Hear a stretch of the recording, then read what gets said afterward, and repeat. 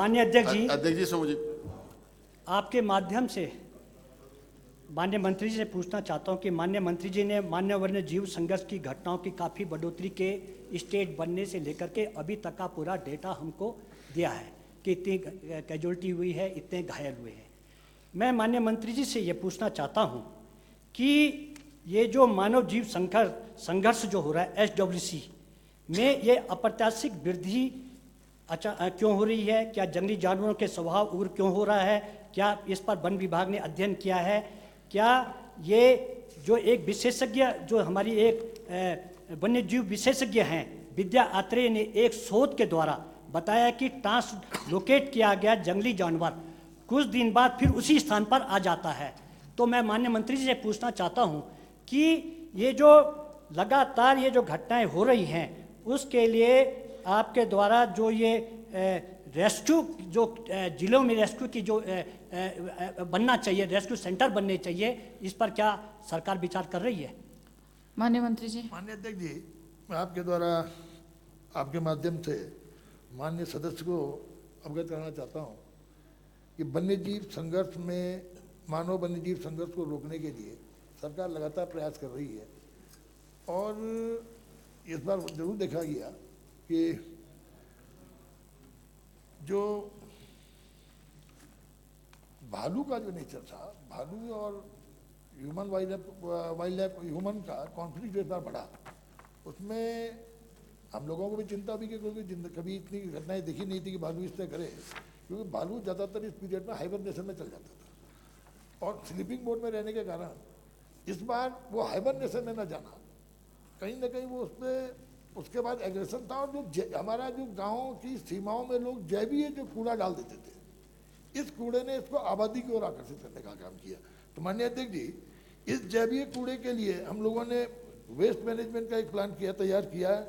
और हैं क्या चीज जवाब आ जाए तो आप लोगों से पूछें। जवाब माननीय मंत्री जी सुस्त लग रहे हैं आप थोड़े से। माननीय अध्यक्ष जी, आप तो मैं थोड़ा सा माननीय अध्यक्ष जी बात ना करें। हाँ जी, देखिए, इसमें हम लोग कितने गंभीर हैं माननीय अध्यक्ष जी, किस तरह से मानव वन्यजीव संघर्ष पे जो क्षतियां होती हैं। एक तो मैंने आपसे बताया कि हम लोगों ने मुआवजे की राशि 4 लाख से 6 लाख से और इस बार 10 लाख कर दी। दूसरा, अक्सर सुनने में आता था ततैया ने काट लिया, मधुमक्खी ने मार दिया, लंगूर बंदर ने कर दिया। वो पहली बार हमारी सरकार ने इसको भी शामिल किया है मानव वन्यजीव संघर्ष में। इनके द्वारा होता है तो वहाँ भी मुआवजा देने का प्रावधान किया गया है। भालू पहले अगर हाथी मकान डैमेज करता था तो मुआवजे का प्रावधान था, लेकिन अगर भालू ने डैमेज कर दिया तो मुआवजे का प्रावधान नहीं था। हमने भालू को भी के डैमेज करने को भी मुआवजे में शामिल करने का काम किया। तीसरा, अभी भालू के द्वारा हम लोग गौरा देवी के गांव में गए तो वहां पर भालू द्वारा फसल के नुकसान की बात की गई। अब हम लोग भालू के द्वारा फसल के नुकसान को भी, उस पर भी कार्रवाई गतिमान है, उसको भी इसमें शामिल करने का प्रयास करते हैं ताकि लोगों का आराम। क्या हम माननीय मंत्री जी रिसर्च कर रहे हैं कि इनका नेचर क्यों बदल रहा है? सवाल वो था कि नेचर बदलने का कारण क्या है। क्या हम कुछ रिसर्च कर रहे हैं? उन्हीं पा रहा हूँ जी, इस बारे में मैंने आपसे कहा जब हमने भी पहली बार जब भालू का ये देखा तो एक तो हम लोगों ने निर्देश दिया कि इस पर परीक्षण कराया जाए, एक टीम बना करके कि आखिर क्यों भालू के बर्ताव में इतना परिवर्तन आया। और WII को इसके लिए कह दिया गया है कि वो इस पर अपना परीक्षण रिपोर्ट सबमिट करेंगे। इसके साथ माननीय अध्यक्ष जी, जो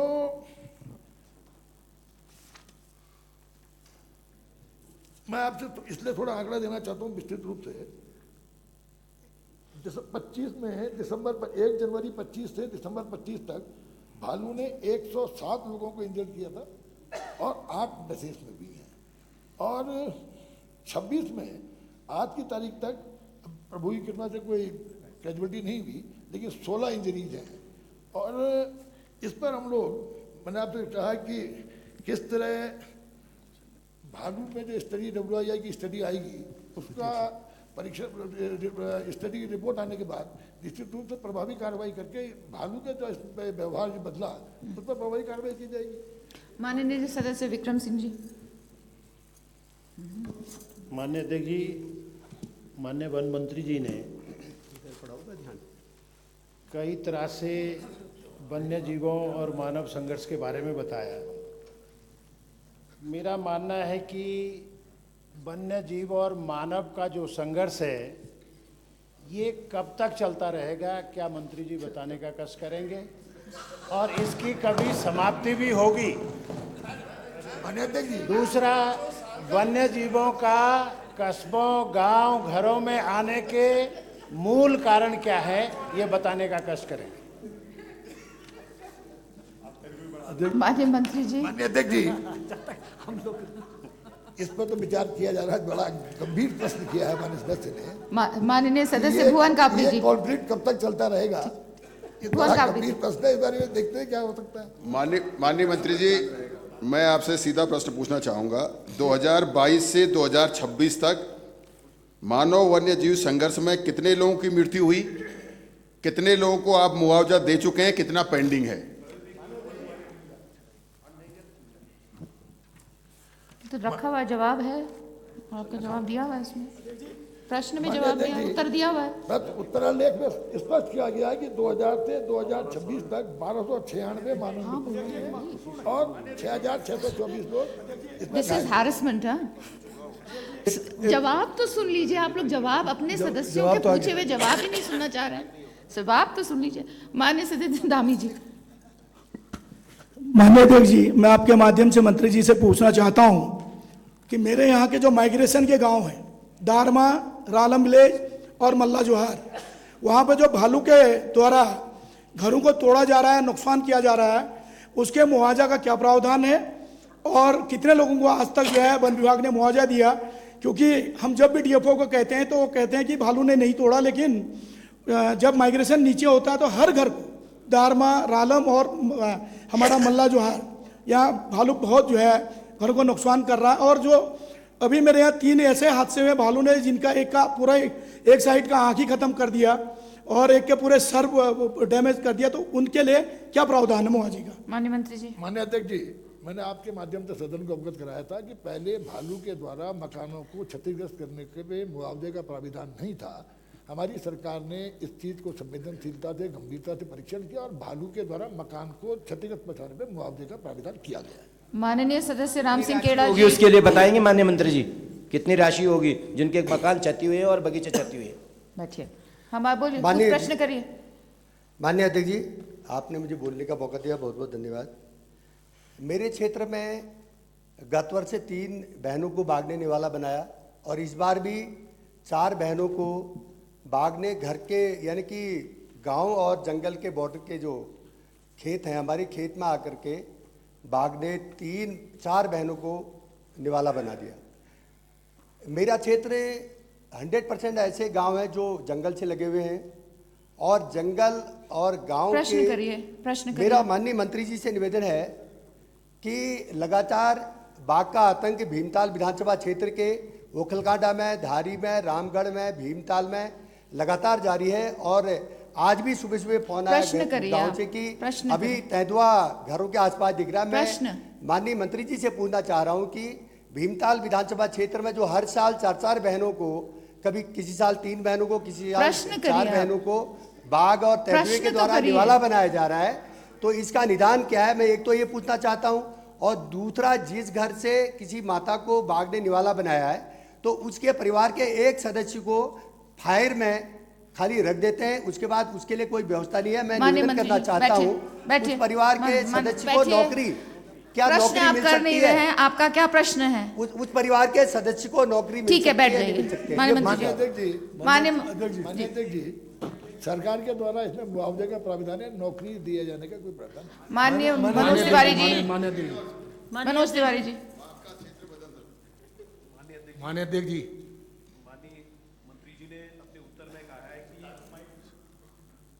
ऑन था थोड़ा अपने उत्तर में कहा है कि वर्ष 2000 से दिनांक 21 जनवरी 2026 तक मानव मृत्यु हुई है 1296 और घायल हुए हैं गंभीर रूप से 6624। मैं आपके माध्यम से माननीय मंत्री जी से जानना चाहता हूं, जो मानव मृत्यु हुई है उनके मृतक परिवार को और जो गंभीर रूप से घायल हुए हैं, कुल कितनी धनराशि वितरित की गई है?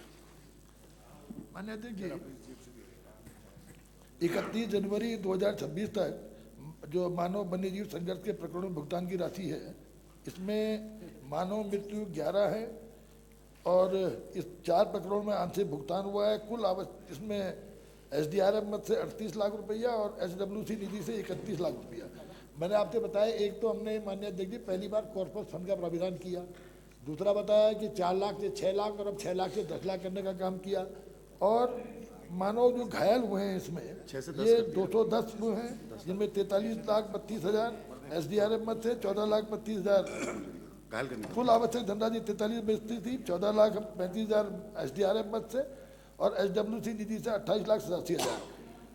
माननीय अध्यक्ष जी, और महत्वपूर्ण सवाल 9 करोड़ की हमने इस बार भी मांग की है इसमें। माननीय सदस्य बंशीधर भगत जी। आपने बोलने का अवसर दिया, आपको बहुत बहुत धन्यवाद। एक तो आप जब प्रश्न करता है बस उसकी तरफ देखते हो, जो जवाब देता है उसके बीच में हाथ हिलाता है उसकी तरफ तो देखते नहीं। ये भी जरा देख। नए नए चश्मे पहने तो थोड़ा सा समस्या हो रही है।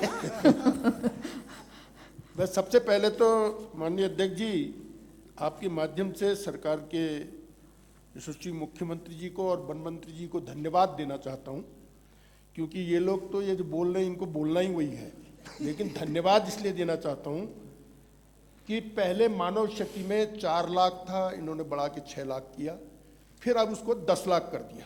और उससे बड़ी उपलब्धि ये है कि जैसे ही कोई घटना घटती है तत्काल अधिकारी पहुंचते हैं। ये तो झूठ बोल रहे हो आप, तत्काल की बात तो पहले सुन लो।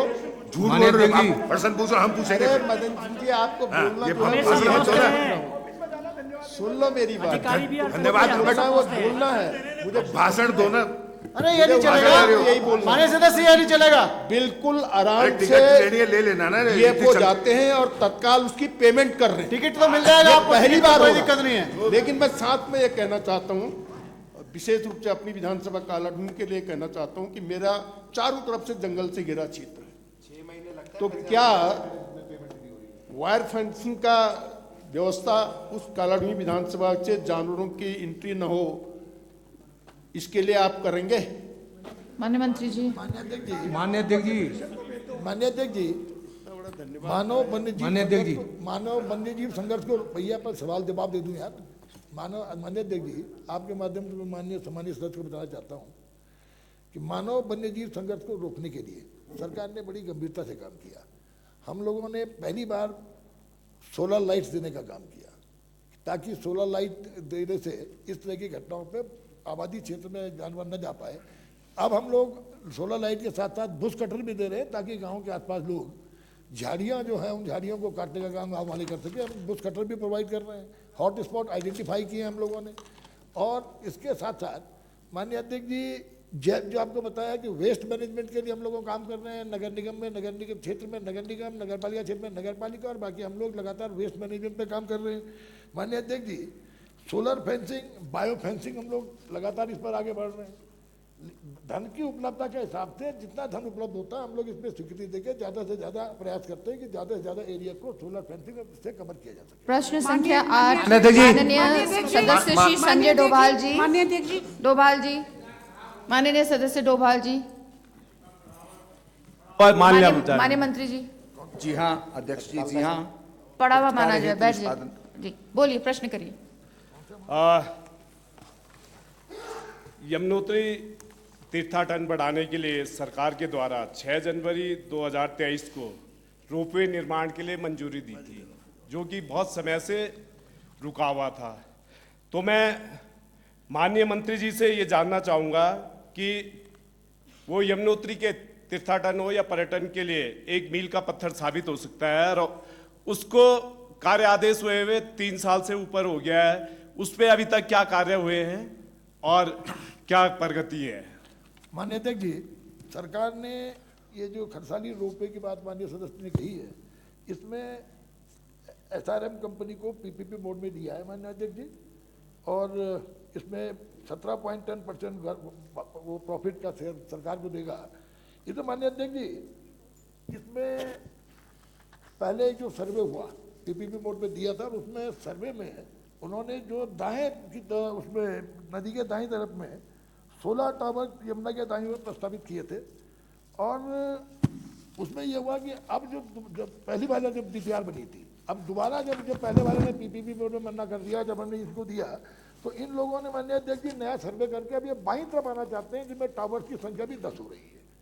तो इस पे फॉरेस्ट लैंड ट्रांसफर का केस बन रहा है माननीय अध्यक्ष जी। फॉरेस्ट लैंड ट्रांसफर होगी, फॉरेस्ट लैंड ट्रांसफर होने के बाद इसका निर्माण शीघ्र कराया जाएगा और इसको नया परीक्षण, जो नया अलाइनमेंट जो इन्होंने किया, जो बताया बाईं ओर, उसको मंत्री जी की भी स्वीकृति मिल गई है और SRM ने जिसको सही बताया है, इसकी DPR पहले 210, जो आप माननीय सदस्य ने कहा 2010 में इसकी DPR बनी थी और 2010 में उत्तराखंड इंफ्रास्ट्रक्चर और प्रोजेक्ट कंपनी लिमिटेड और IL&FS के बीच एक ज्वाइंट वेंचर 50% का हुआ था माननीय अध्यक्ष जी, जिसमें बाद में IL&FS इस पर पीछे हट गया और तब SRM कंपनी को हमने ये काम किया है। उनके सर्वे के हिसाब से इस पर काम चल रहा है। चीफ सेक्रेटरी की अध्यक्षता में भी इसमें प्लानिंग, चीफ सेक्रेटरी और फाइनेंस सेक्रेटरी, इनकी कमेटी बनी है, जिसमें टूरिज्म डिपार्टमेंट भी है और निश्चित रूप से इस कमेटी की मीटिंग के बाद इस पर अंतिम निर्णय ले लिया जाएगा और इस पर बहुत जल्दी निर्णय लेने के बाद इस पर आगे कार्रवाई कर दी जाएगी। मेरा दूसरा प्रश्न है माननीय मंत्री जी से कि जैसे पहले वाला बैकआउट कर गया, क्या ये कार्य पूरा करेगा और करेगा तो उसकी क्या समय सीमा है, क्या वो तय होगी? अगर समय सीमा तय होगी तो उसका माननीय अध्यक्ष जी, चीफ सेक्रेटरी की अध्यक्षता में जो कमेटी की रिपोर्ट आने के बाद, नए अलाइनमेंट की जो स्वीकृत करने के बाद माननीय अध्यक्ष जी, समय सीमा 3 साल से अभी तक उसका वही नहीं हो रहा है कि 10 टावर बोले हैं तो 4 टावर की तो अलग है, 6 टावर तो सेम उस पे है, तो उन पे तो कार्य चल सकता है ना। माननीय अध्यक्ष जी, देखिए कोई पार्ट पे काम नहीं किया जाता। जो पहले मैंने आपसे कहा IL&FS को जब साथ सरकार का हुआ था शेयरिंग बेसिस पे PPP मोड में, तो IL&FS पीछे हट गया। अब नई कंपनी ने जो अलाइनमेंट दिया है, उस अलाइनमेंट पे चीफ सेक्रेटरी की अध्यक्षता वाली कमेटी उसका परीक्षण कर रही है। परीक्षण करने के बाद निश्चित रूप से समय सीमा तय की जाए, समय सीमा तय की जाए, ये होगी इतने टाइम में, जैसे कहा सदस्य ने समय सीमा तय की जाए। 3 साल ऑलरेडी दिए हैं तो समय सीमा तय। माननीय अध्यक्ष जी, आश्वासन में आ जाना चाहिए कि समय सीमा। शुरुआत होने के बाद प्रश्न संख्या 9 माननीय सदस्य श्री खजानदार जी। माननीय अध्यक्ष जी, पूछ लूं व्यवस्था, ये प्रश्न हो जाए उसके बाद पूछिए माननीय खजानदार जी। माननीय अध्यक्ष जी, मैं आपके माध्यम से बड़ी विनम्रता से माननीय मंत्री जी से जानना चाहूंगा कि वन अधिनियम भारतवर्ष में एक जैसा है या अलग अलग राज्यों में अलग अलग कानून बनाया गया है? माननीय अध्यक्ष जी, आप जानती हैं वन अधिनियम सेंट्रल सब्जेक्ट है। भारत सरकार ने 1980 में फॉरेस्ट कंजर्वेशन एक्ट बनाया, जिसको सारा देश पालन करता है। माननीय अध्यक्ष जी, मैं थोड़ा सा जिक्र करना चाहूंगा हिमाचल प्रदेश का, 2 मिनट का यदि आप समय देंगे तो। हिमाचल प्रदेश में मैं प्रत्यक्ष प्रमाण हूं।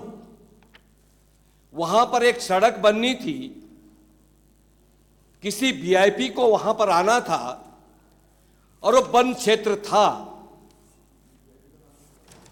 और वहां पर 10 दिन के अंतराल में वहां पर सड़क स्वीकृत हुई और वहां पर जो वन क्षेत्र था, जो छोटे छोटे पौधे थे वहां पर, उनका दूसरी जगह पर ट्रांसप्लांट हुआ। ये हिमाचल की है। किंतु अपने प्रदेश के बारे में मैं जानना चाहूंगा कि यहां पर वन विभाग के वरिष्ठतम अधिकारी भी यहां पर मौजूद है। क्या हमारे प्रदेश में भी इस तरह का नियम लागू होगा कि नहीं? वर्षों हमारी सड़क है, पाइपलाइन है, अन्य योजनाएं हैं, सिंचाई विभाग की योजनाएं हैं, वर्षों लंबित क्यों पड़ी रहती है, ये जानना चाहूंगा।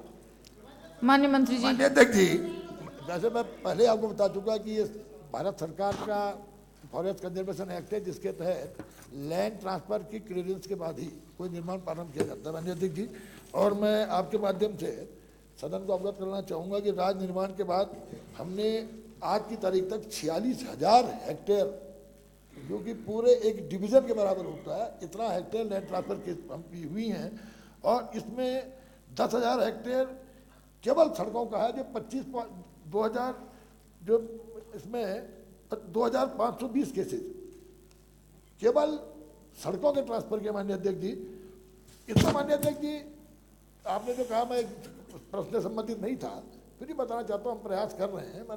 मैंने भी राष्ट्रीय मंचों पर भी माननीय प्रधानमंत्री जी के समक्ष भी और भारत सरकार के समक्ष भी और हमारे अधिकारी भी लगातार इस पर कोशिश कर रहे हैं, क्योंकि हमारे यहाँ 71% जमीन बनाच्छादित है और फॉरेस्ट लैंड। अब हम पे कंपनसेटरी लैंड के जो समस्याएं आ रही हैं, जितने केसेज अटके पड़े हैं, मैक्सिमम समस्याएं कंपनसेटरी जमीन की, क्योंकि हमें दुगनी जमीन उनको देनी पड़ती है।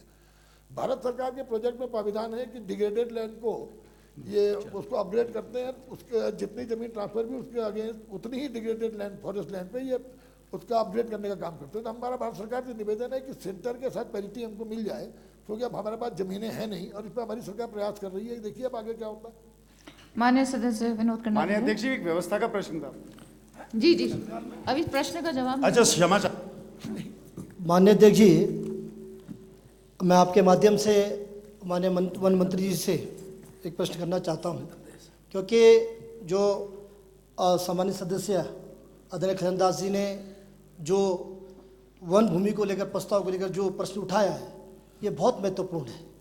और आज माननीय मंत्री जी, जो एक सबसे बड़ी समस्या जो आ रही है, मैं इस प्रश्न को आपसे पूछना चाहता हूं। आज हमारे पास सबसे बड़ी जो समस्या है वो सीए लैंड की है, और भारत सरकार ये कहती है कि हम आपको, अगर आप बड़ी हेक्टेयर अगर आपको ज़मीन चाहिए तो आपको सिंगल पैच देना पड़ेगा, आप टुकड़ों में हम अगर आप हमको देंगे। तो मेरा आपसे केवल एक प्रश्न है, क्या सरकार, भारत सरकार को ये प्रस्ताव भेजना जारी है कि हमको इसमें छूट दिया जाए, हमके पैसे से हम भूमि दी जा सकती है? क्या इसके निवेदन है आपसे? माननीय अध्यक्ष जी, मैं तो पहले भी अभी कह चुका कि हमारा प्रयास ये रहेगा कि जितनी फॉरेन लैंड ट्रांसफर हो रही है, डिग्रेडेड लैंड पे ही प्लांटेशन करने का हमें उसका अधिकार मिल जाए, पैरिटी आ जाए एक्सचेंज से, इसके लिए हम प्रयास कर रहे हैं। माननीय सदस्य पुंडीर जी। माननीय अध्यक्ष जी, मैं आपके माध्यम से माननीय वन मंत्री से पूछना चाहता हूं कि क्षेत्र में कुछ पुरानी पेयजल लाइनें, विद्युत लाइनें और कुछ सड़कें ऐसी हैं जो एमडीडीए से भी बनी हैं और ग्राम पंचायत से भी बनी हैं, और आज के समय में वन विभाग वहां पर कार्य करने नहीं दे रहा है।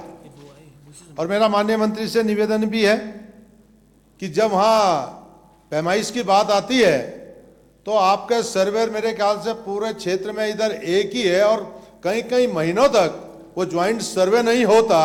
तो इसकी क्या प्रक्रिया की कितनी जल्दी, क्योंकि जो मुनारे भी लगे हुए हैं और मुनारों से हटके भी जो है वन विभाग कहता है ये जमीन हमारी है, यहाँ पर काम नहीं होगा, तो ज्वाइंट सर्वे कितने दिन में जल्दी हो जाए जो काम अवरुद्ध ना हो पाए? माननीय मंत्री जी। माननीय अध्यक्ष जी, देखिए जो रिकॉर्ड में वन भूमि है जो हस्तांतरित नहीं की गई है, उस जमीन पर ब्लैक पेंटिंग नहीं हो सकती। ये आपको माननीय सदस्य को भी मालूम होगा, और जो अगर वन विभाग की भूमि है तो निश्चित रूप से वन रोकेगा। जहाँ तक सर्वे का प्रश्न है, मैं आपके माध्यम से माननीय सदस्य को ये आश्वासन देना चाहता हूँ कि जहाँ भी ज्वाइंट सर्वे के लिए हम ठीक से ठीक सर्वे भेजने का काम करेंगे। माननीय सदस्य मोहन सिंह बिष्ट जी। माननीय अध्यक्ष जी,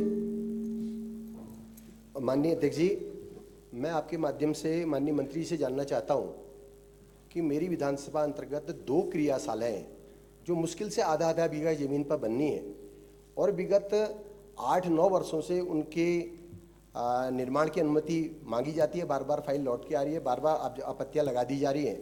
अभी जो अंतिम आपत्ति जो गौजाली वाली क्रियाशाला है उसको लेकर ये लगी कि यहीं पर क्यों बनानी है, अंदर जाके जंगल में क्यों नहीं बनानी है, कहीं अन्य क्यों नहीं। तो मैं जानना चाहता हूँ कि उसमें कोई पेड़ नहीं है, वहाँ पर बिल्कुल खाली जगह है और केवल आधा बीघा जमीन में, क्योंकि शहरीकरण हो रहा है और आज लोगों के पास जगह नहीं है कि अपने जो रिचुअल्स होते हैं उनको किसी खाली जगह पर जाके करें। तो मेरा निवेदन है कि मैं जानना चाहता हूँ कब तक इनकी क्रियाशालाओं की अनुमति मिल जाएगी। माननीय अध्यक्ष जी, मैं आपके माध्यम से माननीय बताना चाहता हूँ, स्पेसिफिक उन्होंने बात की, इसका परीक्षण करा दिया जाएगा। ठीक है। माननीय सदस्य आशा नौटियाल जी। माननीय अध्यक्ष जी, आपका धन्यवाद करना चाहूँगी कि इस महत्वपूर्ण प्रश्न पर आपने मुझे अवसर दिया। मैं माननीय मंत्री जी से जानना चाह रही हूँ कि मेरा क्षेत्र जो पर्यटन की दृष्टि से भी बहुत महत्वपूर्ण है और वहाँ पर द्वितीय केदार मधमेश्वर, तुंगनाथ, देवरिया ताल और चुप्ता दुगलबिट्ठा जैसे महत्वपूर्ण स्थान हैं, लेकिन वन विभाग द्वारा शुल्क तो लिया जाता है, लेकिन वहाँ पर सुविधा के नाम पे ना तो शौचालय है, ना पानी की व्यवस्था है, ना कहीं प्रश्न करिए। रुक कर व्यू पॉइंट है। और दुगलबिट्टा चोपता में जहाँ हजारों की संख्या में पर्यटक जाते हैं, ना कोई पार्किंग की व्यवस्था है। तो माननीय मंत्री जी से जानना चाहती हूँ कि वहाँ पर वन विभाग द्वारा सुविधा प्रदान की जाएगी।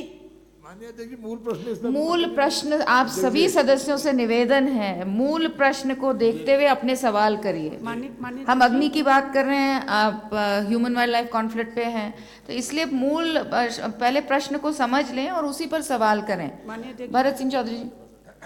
माननीय अध्यक्ष जी, मैं माननीय मंत्री जी से जानना चाहूँगा कि जल जीवन मिशन में बहुत सारी ऐसी योजनाएं हैं जिनमें सैद्धांतिक स्वीकृति प्राप्त हो चुकी है और उनमें वृक्षों का कहीं पातन नहीं होना है। और एक डीएफओ ने आदेश जारी किया है कि जब तक विधिवत सूचना स्वीकृति नहीं आ जाती है तब तक काम प्रारंभ न किया जाए। तो क्योंकि जल जीवन मिशन बहुत ही महत्वाकांक्षी योजना है, क्या आप ये अनुमति देंगे कि जिनमें सैद्धांतिक स्वीकृति प्राप्त हो चुकी है उस पर कार्य प्रारंभ किया जाए? माननीय अध्यक्ष जी, विधिवत स्वीकृति जारी किए बिना काम प्रारंभ किए जाने का प्राविधान नहीं है। अध्यक्ष जी बहुत माननीय सदस्य दुर्गेश्वर लाल जी। मैम धन्यवाद माननीय अध्यक्ष जी। इसी का मैं सवाल करिए और इसी से संबंधित होना चाहिए। पूछना चाहता हूं क्योंकि मेरी विधानसभा पूछिए, सवाल पूछिए, सवाल पूछिए जी, सीधे सवाल पूछिए। विधानसभा एक वाइल्ड लाइफ क्षेत्र भी, गोविंद वन्य जीव क्षेत्र है, साथ साथ रिजर्व फॉरेस्ट भी है। मैं ये पूछना चाहता हूं, जो वाइल्ड लाइफ बोर्ड की बैठक होती है प्रदेश स्तर पर, उसमें सम्मानित सब जो इफेक्टेड क्षेत्र के विधायक हैं वो सब होते हैं, लेकिन पुरोला विधानसभा को क्यों वंचित रखा जाता है? और आगामी अगर बैठक होगी वर्ल्ड लाइफ की, आप बात कर लीजिएगा कि कहाँ से मूल प्रश्न का सवाल है। माननीय सदस्य, आप पर्सनली जाके मिल लीजिएगा। मंत्री जी, आप पक्षपात कर रहे हो क्या भाई के साथ? क्या मुझे अपनी विधानसभा की उन समस्याओं को रखने का? मंत्री जी, ये पक्षपात हो रहा है हमारे भाई के साथ। संबंधित क्षेत्रों के विधायकों को बाय रोटेशन, उसमें नामित बाय रोटेशन बुलाया जाता है। चलिए मैम, 5 साल हो गए अभी तक रोटेशन नहीं आया। आ जाएगा, चलिए। माननीय अध्यक्ष जी, माननीय अध्यक्ष जी, मेरी विधानसभा में आखिरी प्रश्न अब वहीं से अब हो गया। इतने प्रश्न मैं ले रही हूँ क्योंकि बहुत इंपॉर्टेंट सवाल है, इसलिए ले रही हूँ, लेकिन इतनी सप्लीमेंट्री होती है? एलओपी साहब बताएंगे इतनी होती है? इतने नहीं होते हैं, लेकिन क्योंकि बहुत महत्वपूर्ण विभाग है और सभी के प्रश्न, इसलिए मैं ले रही हूँ इतने सारे सप्लीमेंट्री। बताइए। माननीय अध्यक्ष जी, मेरी विधानसभा का कुछ क्षेत्र ऐसा है जो वन विभाग से लगा हुआ है। वन विभाग ने अपनी फेंसिंग भी कर दी है, अपनी भूमि अलग कर दी है, लेकिन वहाँ से कुछ हमारे मुख्य रास्ते निकलते हैं।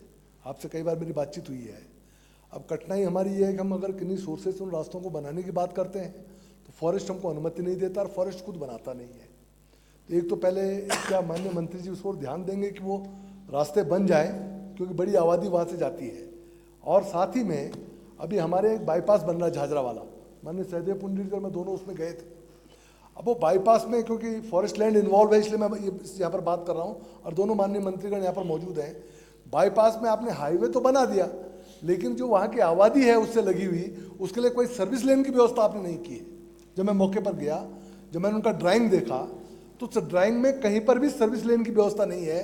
अगर वो सर्विस लेन नहीं होगी तो बहुत बड़ी आबादी वो दूसरे क्षेत्रों से कट जाएगी।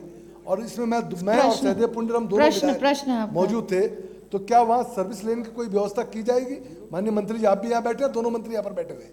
माननीय मंत्री जी, ये दो चीजें हैं। एक बार फिर आप बोल लेंगे है? एक तो आपने सर्विस लेन की बात, एक तो पहले मेरा वो है जहाँ आप फेंसिंग कर चुके हैं और आबादी क्षेत्र है, वहां पर आप रास्ते नहीं बनने दे रहे हैं। माननीय अध्यक्ष जी, एक दूसरा ये है कि वो सर्विस लेन बननी है जहाँ आपका बाईपास निकल रहा है। माननीय अध्यक्ष जी, एक मिनट फिर जवाब दीजिए। माननीय अध्यक्ष जी, आपके माध्यम से माननीय सदस्य को बताना चाहता हूँ कि ये भारत सरकार NHI की रोड है। माननीय अध्यक्ष जी, इसके बारे में राज्य सरकार को निर्णय नहीं देना। माननीय सदस्य अनुकुमार रावत जी, एक सेकंड जी, समाधान तो हो जाए, सिर्फ सवाल कर देना। NH से बात कर ली जाए, NH से बात कर लें हम। NH की नहीं, मैं कह रहा हूँ आपकी लैंड है, आपका रास्ता है, वहां पर आप सर्विस लैंड डेवलप नहीं कर रहे हैं, आपकी आबादी है। क्या प्रश्न पूछ के उसका जवाब आगे बात खत्म? हम समाधान के लिए आए हुए हैं, समाधान चाहिए हम। समाधान दीजिए आप माध्यम से माननीय सदस्य को बताना चाहता हूँ। माननीय अध्यक्ष जी, माननीय अध्यक्ष जी करता है अध्यक्ष जी, वर्किंग प्लान के हिसाब से करता है। माननीय अध्यक्ष जी, हमारे वर्किंग प्लान में जो रास्ते होंगे वन विभाग उन्हीं पे काम करता है। माननीय अध्यक्ष, वो रास्ता माननीय अध्यक्ष जी, वो रास्ता पहले वर्किंग प्लान में है, लेकिन वो जो हाईवे निकलने से बंद हो गया, इसलिए माननीय सम्मानित सदस्य विनोद चमोली जी कह रहे हैं वो सर्विस लाइन के लिए वो बहुत जरूरी है, वर्किंग प्लान में है वो रास्ता पहले से था, हाईवे के कारण रास्ता काट दिया गया, वो बंद कर दिया गया है। तो भाई कम से कम ये अपने रास्ते तो आप देखेंगे नहीं देखेंगे। अध्यक्ष जी इसका परीक्षण करिए, परीक्षण बात के देख लीजिए जी। माननीय अध्यक्ष जी, आपने माननीय सदस्य का नाम बुलाया था। मैंने एक सेकंड, माननीय अध्यक्ष, इसी से है क्या कॉन्टेक्स्ट? जी जी, माननीय अध्यक्ष जी, मेरा बहुत पॉइंटेड और नीतिगत प्रश्न है। फॉरेस्ट कंजर्वेशन एक्ट एप्लीकेबल वहां है जहां फॉरेस्ट लैंड का कैरेक्टर चेंज होता हो। हम ये कह रहे हैं कि आपको वन भूमि के बीच से पाइपलाइन निकलनी है, वो आप एक 6 इंच की ट्रेंच में डाल देते हैं, उसके ऊपर ना कोई डेंसिटी, वेजिटेशन की डेंसिटी, ना कोई फॉरेस्ट लैंड का कैरेक्टर चेंज होता है। इसके ऊपर कभी भी एफसी एप्लीकेबल नहीं हुआ करता था पहले, लेकिन ऑफ लेट हमने ये देखा जहां फॉरेस्ट लैंड का कैरेक्टर चेंज नहीं हो रहा है वहां पर भी ये जो विकास की एक्टिविटीज है उसको अब नहीं होने दे रहे हैं। तो मैं आपसे पूछ रहा हूं, नीतिगत प्रश्न पूछ रहा हूं कि बाकायदा फॉरेस्ट लैंड का कैरेक्टर नहीं चेंज हो रहा है और एफसीए वहीं अट्रैक्ट होता है जहां फॉरेस्ट लैंड का कैरेक्टर चेंज होता है। तो जहां ये पाइपलाइन इत्यादि डालने का है, इसके मामले में क्या कार्रवाई सरकार करेगी? माननीय अध्यक्ष जी, जो मैं आपके माध्यम से माननीय सदस्य को बताना चाहता हूँ, माननीय अध्यक्ष जी, पेयजल से संबंधित योजनाओं का भी वन भूमि हस्तांतरण की कार्रवाई की जाती है। माननीय अध्यक्ष जी, प्रतिबंधित क्षेत्र जो हमारा प्रोटेक्टेड एरिया है, इस पर किसी तरह के प्रवेश पर भी प्रतिबंध है। तो आप काम नहीं लैंड उसमें ट्रांसफर तो होती नहीं माननीय अध्यक्ष जी, उसके ऊपर तो मैंने शब्द इस्तेमाल किया कि जो वेजिटेशन का डेंसिटी है वो तक प्रभावित नहीं होती। वो तो सवाल ये है कि अगर हम फॉरेस्ट का लैंड का कैरेक्टर ही नहीं चेंज कर रहे हैं तो फिर फॉरेस्ट क्लियरेंस की आवश्यकता क्यों पड़ रही है? सवाल ये है कि कैरेक्टर नहीं चाहिए वहां पे, ना हम आबादी ला रहे हैं। पहले होता आया है, फिर भर दे रहे हैं। अगर पहले होता आया है, केवल रेंज ऑफिसर जाकर के देख रहा था भैया हाँ कोई पेड़ फूल तो नहीं कट रहा। ठीक बात है, ठीक बात है, दैट्स अ गुड क्वेश्चन। माननीय अध्यक्ष जी, ये ROW में optical fibre, drinking water pipeline आदि प्रयोजन हेतु जो नोडल अधिकारी होता है उसको अधिकृत किया गया है, लेकिन उसके द्वारा अनुमति देने का प्रावधान है। नहीं अधिकृत तो that's a very generalised word. अरे उनको केंद्र भिजवा दीजिए, मुन्ना जी को करवा देंगे। नहीं, एक मिनट, अधिकृत किया गया मतलब इसमें लैंड ट्रांसफर की कहां आवश्यकता पड़ रही? मैं प्रश्न पूछ रहा हूं। लैंड देखिए माननीय अध्यक्ष जी, एक मिनट, माननीय मंत्री जी, जब हम लैंड ट्रांसफर की बात करते हैं तो उसके साथ सवाल होता है कॉम्पेंसेटरी लैंड का, दुगनी लैंड। मैं इसमें कह रहा हूं जब लैंड ट्रांसफर होनी ही नहीं है तो that particular provision of the FCA does not apply. तो उसमें कोई ना आपको सीए लैंड देनी है, केवल आपका फील्ड ऑफिसर जाकर के देखे कि कहीं कोई पेड़ वगैरह कट तो नहीं है, ट्रेंच पड़ी उसके ऊपर आपने कर दिया, उसके ऊपर वनस्पति वगैरह अपनी जगह उग गई, बात खत्म। उसमें घोड़ा गाड़ी तो चलना नहीं है, फिनिश। ये तो इसमें नोडल अफसर क्या करेगा? बैठे माननीय मंत्री जी, ये तो ज्यादा से ज्यादा आप ये कह सकते हैं कि डीएफओ इसको प्रॉपरली एग्जामिन करें और डीएफओ उसको अपने स्तर पर परमिशन दे। जी बोले मंत्री जी। मैं माननीय सदस्य की बात से सहमत हूँ कि लैंड ट्रांसफर की इसमें नहीं होता, लेकिन नोडल अधिकारी द्वारा इसमें एनओसी अनापत्ति देने का प्राविधान है, उसके बाद काम किया जा सकता है। का तो नोडल ऑफिसर का तो डेजिग्नेटेड ऑफिसर है अध्यक्ष ji, under FCA. Nodal officer is no officer, he is a designated authority under FCA. जब एफसीए इसमें एप्लीकेबल ही नहीं है कि नोडल ऑफिसर भी नॉन एग्जिस्टेंट है, इसमें एग्जिस्ट केवल डीएफओ करता है। माननीय मंत्री, nodal officer has no role to play. माननीय मंत्री जी, मेरा आपसे भी निवेदन, मैं भी निवेदन करना चाहूंगी कि बहुत ही वैलिड पॉइंट हमारे सदस्य ने पूछा है और बहुत लॉजिकल चीज़ पूछी है, तो इसको हमें, मुझे लगता है अपने अफसरों के साथ बैठ के आपको इस चीज़ को रिव्यू तो करना चाहिए, क्योंकि पानी परीक्षण करना चाहिए, इसको आपको देख लेना चाहिए। और बिकॉज़ पानी के लिए और ऐसी चीज़ें जिसमें लैंड का जो नेचर है वो चेंज नहीं हो रहा, बिकॉज हम फिर उसको फिल कर दे रहे हैं। तो इसको आप एक बार देख लीजिए, एंड अगर इसमें कुछ हम चेंजेस ला सकते हैं या भारत सरकार तक अपनी बात को रख सकते हैं तो इसको अवश्य करना चाहिए। पीठ का आदेश सर्वोपरि। जी जी जी, माननीय सदस्य अनुपमा रावत जी। माननीय अध्यक्ष जी, मैं आपका आभार व्यक्त करती हूँ। माननीय अध्यक्ष जी, मेरा सीधा प्रश्न ये है, एनओसी से रिलेटेड है, सड़कों की। मेरा क्षेत्र हरिद्वार ग्रामीण अत्यधिक खास तौर पे लालढांग का एरिया जो है वन भूमि से प्रभावित है। तो 3 कार्य हैं। रवासन नदी पर आर्यनगर से गांधी चौक की ओर पुल निर्माण, और नलोवाला सड़क जो हाईवे से ग्राम नलोवाला को जोड़ती है, और ग्राम पीली पड़ाव मीठी मेरी खोखरा होते हुए शामपुर गाजीवाली के लिए सड़क का क्या स्टेटस है, क्या उसकी एनओसी ले ली गई है? और माननीय अध्यक्ष जी, जिसमें रवासन नदी पे जो ये पुल निर्माण है और जो पीली पड़ाव मीठी मेरी का है, इसमें स्कूल्स भी आते हैं, और पीली पड़ाव मीठी मेरी में मॉडल डिग्री कॉलेज बना हुआ है, और वो बन के 3 साल से ऐसे ही पड़ा है। हर साल उसमें बच्चे कम हो रहे हैं क्योंकि सड़क नहीं है, कोई भी वहाँ तक जाने की सुविधा नहीं है। तो उसकी अनापत्ति ले ली गई है, और वो स्टेटस कहाँ तक है? मेरा स्पेसिफिक क्वेश्चन है, अगर अभी आपके पास जवाब है तो दीजिए, नहीं तो उनको आप भेजिए। माननीय अध्यक्ष जी, देखिए, कोई भी सड़क स्वीकृति के बाद वन भूमि हस्तांतरण के बाद इस पर निर्माण कराया जा सकता है। जो माननीय सदस्य ने जो बात कही है उसको परीक्षण करा लिया जाएगा कि वो स्पेसिफिक रोड के संबंध में है, इसलिए उसको परीक्षण करा लिया जाएगा।